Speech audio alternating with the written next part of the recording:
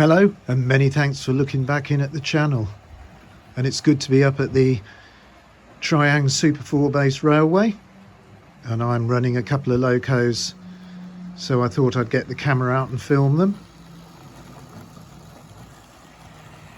You may recognise this, it's the tender drive Hornby Duchess of Sutherland R.066, and it's running at quite a nice smooth speed at the moment.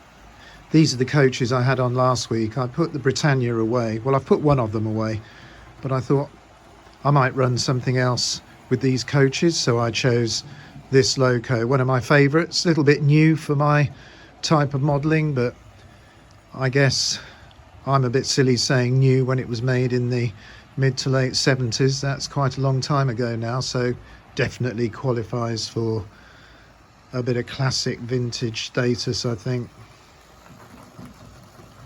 I do like these Ringfield tender drives. They're great items, and it's running smoothly. Now I've got something else in the station at the back. Just sort of reach down to the controller and try and edge it out. Just here we go. Look at this lovely item. It's been on the channel before, but not for a long time. This is the Wrenn Brecon Castle in a striking experimental light green. It didn't really like that diamond, did it? But I haven't used it for a while, so I think it just needs to get going. And behind it I've got these more modern Hornby coaches, but I couldn't resist them. They were on Dave Angel's stand at the Train Collector Society show I went to the other weekend, and I really thought they looked like a great set of coaches. Not all boxed, but they look good on the rails, and I do like LNER items. Yeah, a little bit of a hesitation over the diamond, but I think that's going to ease. So I'll give you a couple of numbers just while the Duchess of Sutherland comes back into view. The Brecon Castle in experimental light green is Wrenn W.2221, and it's got a powerful Ringfield motor in the cab, this loco, and it's a lovely quiet runner.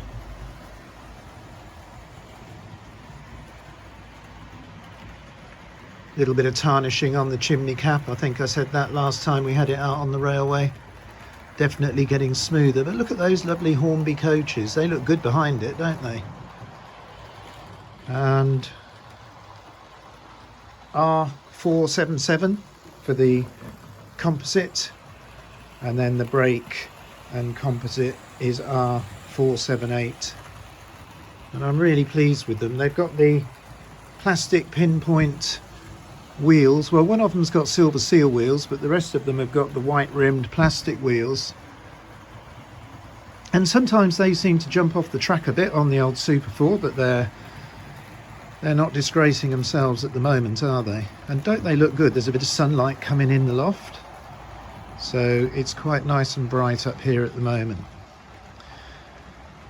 Now, very little to report since last week's video. I've had a bit of fun with the bull raced X04, but during the week's activity in the clock repair workshop at work, I had cause to do a bit of line boring. Now, some of you might remember I'd got a job on the railway that wanted line boring, and it was to do with the X337 bogie modification I was going to do. After the success of bull racing the X03 and X04, I got a really dodgy Class 31 motor bogie, and I thought, I wonder if I can give this motor bogie a bit of an upgrade. So we'll have a quick look at that on the bench. I haven't done much to it, but I've made a start. And then we'll come back and watch these locos around the railway. So I'm going to leave them on and we'll get to the workbench. So lovely to be on the workbench and hear the Locos in the background and sunshine coming in through the velexes. It almost feels like we could be coming into a proper spring or something. But anyway, back to what's on here. X337. This is something I did a couple of years ago on the channel. 5-pole conversion, and it's been a great success, but it's still got those horrible old Tri-ang plastic bearings. There's a tad of end float on it and it chatters a bit. Now I can just put a very small amount of SAE 90 gear oil on those bearings, keeps them quiet for a while, but eventually they start rumbling around. And I've always thought I could make a better version of this bogie, and I did discuss it a few videos back, but I'm getting on with it now. And look at this. Yep, you can perhaps see 2 bull racers in there. I've line bored this out to accept them, and I'm very pleased with how they sit in this frame. I think when I do the final build, I'll probably use flanged bearings, so that there's a flange on the end of this one and then on this one, and that's really going to make it secure.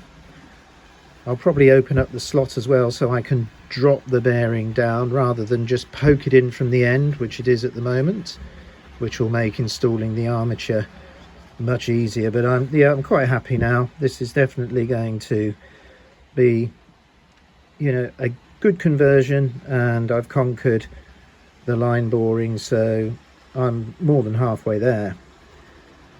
Now, after the success with the 5-pole X04, I thought I'm definitely going to put another 5-pole in this, but I don't really want to keep taking these lovely items apart, so I've recently got this motor. Now, I didn't even know this existed until a little while ago.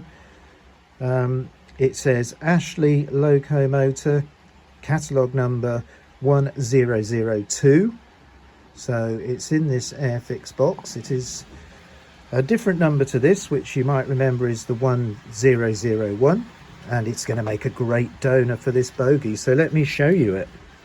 I'm just going to try and open it up. Just put the box back. So look at this, what an excellent looking thing. And firstly, look at that. We've got the armature shaft on both ends.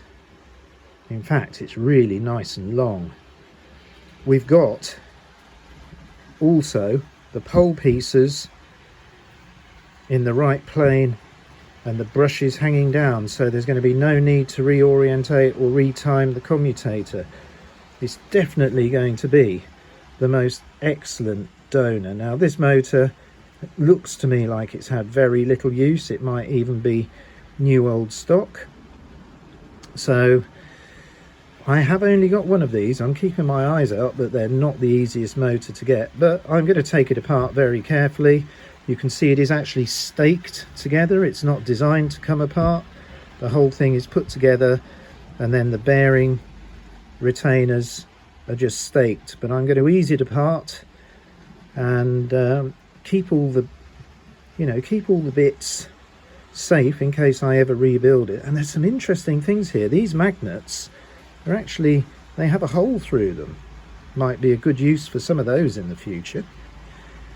So I'm going to use this really nice 1002 motor, 1002 motor in my bespoke motor bogie. So let me just move the other one out of the way.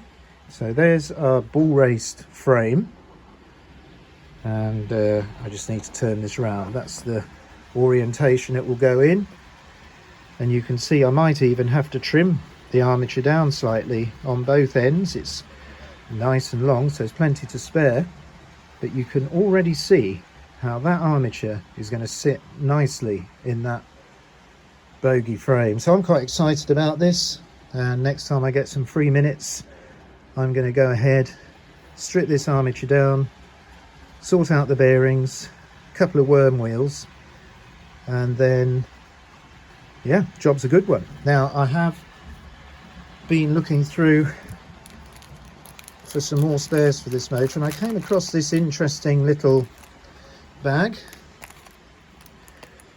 Look at that.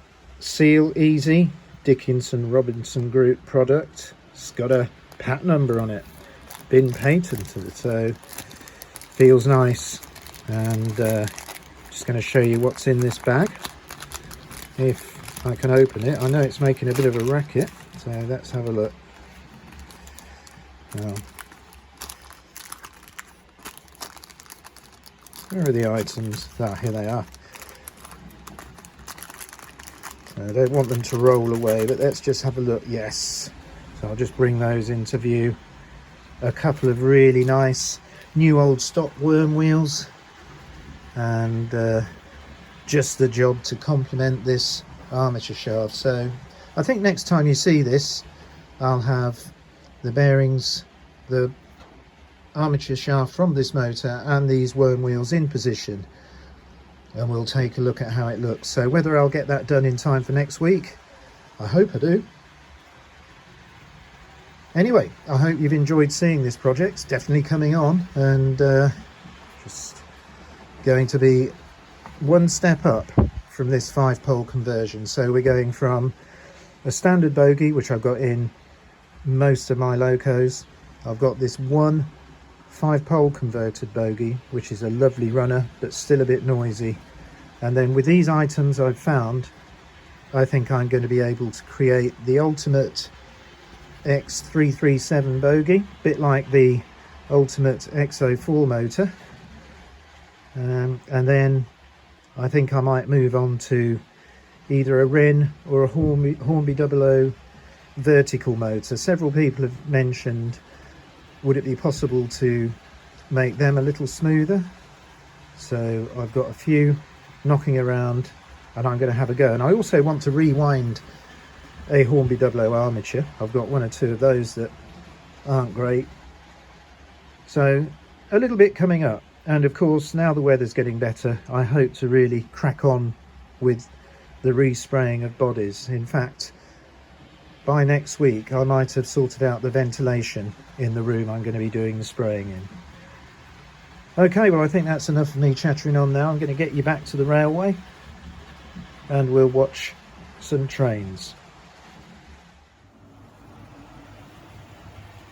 Just look at that sunshine on that really good building there, and there's my shadow. So we do indeed have sunshine in the layout room and a couple of trains running.